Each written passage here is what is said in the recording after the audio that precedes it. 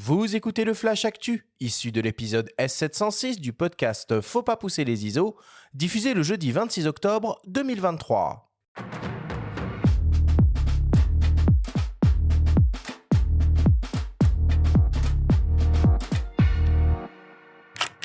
Cette semaine, dans le Flash Actu, Leica voit large avec deux nouvelles optiques SL. L'homographie lance un plaidoyer pour sauver le format 120 mm et le Satis revient les 15 et 16 novembre prochains. Le Flash Actu vous est présenté par Fox.fr, le site des spécialistes de l'image. Leica vient d'annoncer deux nouvelles optiques à destination de son système hybride SL en monture L.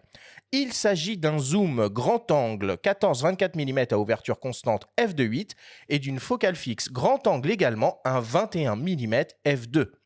Le nouveau 14-24 mm est le second zoom de la sainte trinité des zooms polyvalents en ouverture constante f2.8 et rejoint donc le 24-70 mm f2.8 déjà au catalogue. L'objectif est composé de 18 lentilles réparties en 13 groupes avec 3 lentilles asphériques, une mise au point interne et une très belle lentille frontale bombée protégée par un pare-soleil fixe et qui implique donc une utilisation de filtre par l'arrière au niveau de la baïonnette. Il mesure environ 13 cm de long, 8,5 cm de diamètre et pèse autour des 850 grammes. Il est protégé contre la poussière et les projections d'eau.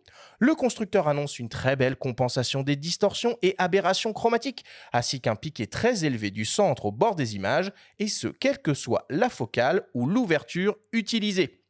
Le nouveau grand angle 21 mm pour sa part rejoint la famille Apo Summicron SL, le haut de gamme chez Leica en termes de performance optique conçu pour les professionnels de l'image, photo et vidéo. Il est composé de 14 lentilles réparties en 11 groupes avec 3 lentilles asphériques.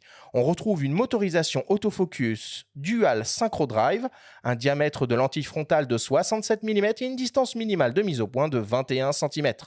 L'objectif mesure environ 10 cm de long et pèse moins de 800 grammes.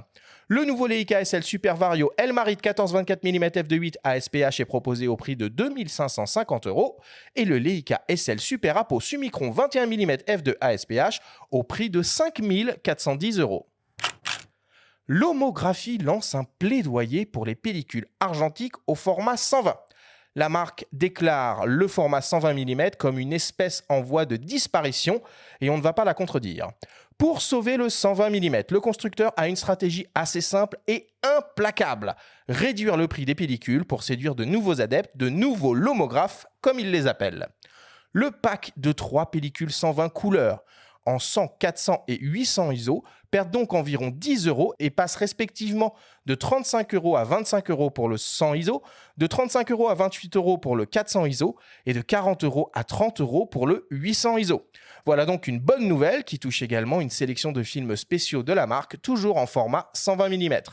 À titre de comparaison, on trouve sur le marché par exemple un pack de 5 pellicules Kodak Hectar 100 en format 120 au prix de 90 €, soit 18 € la pellicule. Et enfin, pour terminer, le Satis, salon français dédié à la production audiovisuelle et au broadcast, revient pour une nouvelle édition au Doc de Paris les 15 et 16 novembre prochains. Au programme de cet événement incontournable de la vidéo professionnelle sous toutes ses formes, un grand cycle de conférences, un impressionnant espace exposant pour découvrir, prendre en main et tester tous les produits qui touchent de près ou de loin à cet univers, et enfin la remise des trophées Satis et pour la première fois un espace rencontre pour mettre en relation recruteurs et talents. Nous nous sommes entretenus avec Stéphane Faudeux, le directeur du festival. Il nous parle des nouveautés de cette édition 2023. On l'écoute. Le Satis est en fait le seul événement francophone qui va regrouper l'ensemble des acteurs de l'écosystème de l'audiovisuel au sens large. C'est-à-dire que tous ceux qui ont besoin de produire des contenus audiovisuels, donc de l'image animée ou du son, ont un intérêt à la fois exposer et aussi à venir visiter le salon. Cette année, pourquoi on passe à une vitesse supérieure? Tout d'abord parce qu'on a eu beaucoup de demandes de nouveaux exposants et donc on a pris la décision de rajouter un troisième dock, un troisième hall. Il y a un grand dock qu'on appelle le dock Pullman où on va retrouver sur plus de 3000 m² un nombre assez important d'exposants de la production jusqu'à la diffusion des contenus. Et ce nouveau dock, le dock Eiffel, on a fait un focus, il y a plusieurs focus dedans, mais un focus intéressant autour de la virtual production, qu'on appelle aussi studio XR, studio virtuel. Et on aura donc ce studio XR qu'on va mettre en place avec différents partenaires pour y faire de la pédagogie. On va avoir des case studies, donc des studios, des créateurs qui vont venir sur les 2 jours présenter le travail qu'ils ont fait sur un film, sur un décor broadcast, sur une pub, avec des possibilités d'interactivité avec le public. On a aussi une salle de conférence. On a beaucoup de monde sur les conférences. C'est 5000 personnes sur 2 jours. Donc un très beau panorama, un florilège assez important sur les exposants et aussi sur les conférences. Le Satis, c'est au Dock de Paris à Aubervilliers les 15 et 16 novembre prochains. Le salon est réservé aux professionnels. La demande d'accréditation se fait sur le site du salon satis-expo.com.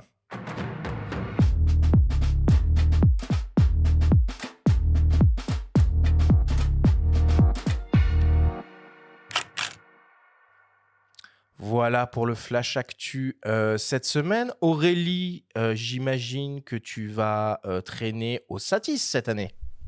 Oui, je vais m'être bien occupée parce que je vais animer 5 tables rondes sur les 2 journées, donc Ok. ça va être bien dense. Mais j'adore ce rendez-vous, c'est toujours agréable de retrouver tous les acteurs de ce milieu. Et puis j'apprends beaucoup avec les conférences que j'anime et les intervenants qui viennent parler. Ouais. Tu as quelques intitulés là, des conférences que tu vas animer pour qu'on ait un aperçu des thématiques abordées? Alors, il y a un sujet dont on parle beaucoup qui s'appelle IA. Oh là. Et du coup, on va en parler sur la captation et sur la post-prod. Et j'ai envie de dire presque à l'opposé, on va parler aussi de gens qui créent une nouvelle chaîne de télé. Et puis, je parle aussi stockage, réseaux sociaux. Donc, ça va être bien dense, mais bien intéressant. Ouais. Vraiment, tous les amateurs de vidéos, alors qu'ils soient professionnels ou non, je vous invite à vous accréditer quand même pour cet événement qui est super chouette. Les accréditations sont gratuites et c'est vraiment l'occasion, alors évidemment, de suivre des conférences animées par Aurélie et aussi de pouvoir voir, toucher, approcher du matériel complètement dingue. Et ce que Stéphane a annoncé, là, ce nouveau hall dédié au plateau virtuel, moi, personnellement, ça m'intéresse beaucoup et j'irai très probablement y faire un tour pour voir à quoi cela ressemble. Oui, puis le satellite, il y a des années, c'était vraiment le broadcast. Donc broadcast, ça veut dire diffusion. Donc c'était vraiment le matériel pour capter les grands événements, la télévision, etc. Mais aujourd'hui, ça couvre l'éventail des productions. Donc on va avoir depuis les accessoires pour le téléphone à tous les hybrides, jusqu'aux caméras qu'on n'achète pas nous-mêmes, en fait, qu'on utilise sur des productions, mais qu'on n'a pas rangé dans son bureau. Ouais. Tu n'as pas une RAID là en arrière-plan, non? Une RAID encore, c'est gérable, mais il y a du matériel. Il y a plus gros encore. Ouais, il y a des camions de régie. C'est toujours intéressant de voir tout ça. Ouais. Et il y a un autre salon aussi qui parle comme ça de vidéo et de cinéma, c'est le micro-salon de l'AFC, qui a lieu, je ne sais plus trop où, voilà, qui se passe au Parc Floral de Paris et qui est lui aussi très impressionnant. Voilà pour le Satis. Benjamin, est-ce que tu as repéré d'autres actualités cette semaine? J'avais juste envie de dire un mot sur le nouveau 1424 Leica. Oui. Parce que je pense qu'il a fort à faire face au Sigma qui existe déjà en monture L et qui est un 1424 f2.8 Art qui est de très très grande qualité. Donc c'est chouette de voir débarquer des optiques en monture L. C'est vraiment une monture qui s'agrandit, qui semble un petit peu prendre de l'ampleur. C'est bien. Mais quand on voit le tarif, on se dit que ouais, vraiment, c'est dommage presque que des focales se recoupent quand il existe déjà des modèles de grande qualité, en fait. Ouais, Donc, c'est les Leicaïstes restent très fidèles souvent à leur marque et ont envie d'avoir du métal qui s'allie à celui du boîtier, on va dire, esthétiquement, et c'est bien. Mais c'est dommage pour la triple alliance qu'il n'y ait pas un petit peu plus de concertation pour éviter que les focales se recoupent. Ce qui est pour le coup le cas de ce 21 mm qui sort aussi, qui est original et qui ne correspond pas à une autre focale existante. Ouais, c'est vrai, mais tu sais, on observe aussi ce même genre de phénomène en micro 4 tiers entre l'ancien catalogue d'optiques Olympus et les optiques Lumix. On a certaines focales qui se ressemblent beaucoup et Mais beaucoup moins, qui se recoupent, quoi. beaucoup moins. Et puis surtout, les caractéristiques étaient un peu différentes aussi. C'est un consortium, le micro 4 tiers, mais il y avait moins cette idée d'alliance. Il y avait Blackmagic aussi, qui fait partie du consortium. Là, c'est une simple réflexion comme ça en voyant ça, mais je trouve ça un petit peu dommage. J'ai presque envie d'ajouter, des fois c'est la même question sur les boîtiers. Je fais partie de ceux qui rédigent le guide du tournage pour MediaQuest. Et il y a des marques dans lesquelles on a vraiment du mal à savoir la différence entre deux boîtiers, tellement il y en a. Ouais. Alors, parmi les autres actualités de la semaine, moi, je voulais vous parler une nouvelle fois de DxO, qui enrichit encore et toujours sa base de données de modules de correction optique avec l'arrivée des dernières nouveautés hybrides. Alors, parmi les optiques concernées, on a les grands télé Canon, le 1200 mm, le 800 mm, les grandes nouveautés Nikon, le 800 mm, le 70-180. On a des optiques Sigma, des optiques Sony, des optiques Leica et un nouveau boîtier qui rentre dans la base, le Sony Alpha 6700. Du coup, cette mise à jour, elle est impressionnante puisqu'elle permet du coup d'augmenter la base de 1185 combinaisons supplémentaires. Et évidemment, cette mise à jour est gratuite. Et je voulais aussi vous parler du prix Bayeux-Calvados-Normandie des correspondants de guerre qui a eu lieu il y a quelques jours maintenant en Normandie. Alors, au-delà du festival, il y a aussi une très belle compétition photo avec des catégories photo, dont une évidemment qui est le prix Nikon et qui a été remportée cette année par Siegfried Modola pour une photo prise en Birmanie pendant la guerre civile. Et on peut noter aussi le prix du public en catégorie photo qui a été remporté par Paula Bronstein de Getty Images, qui a photographié un cimetière à Kharkiv en Ukraine. Et je voulais également aussi vous parler d'un nouveau podcast qui vient tout juste d'être lancé, qui est porté par Damien Bernal, que l'on avait reçu il y a quelques semaines maintenant sur notre grande émission dédiée au marché de la photo.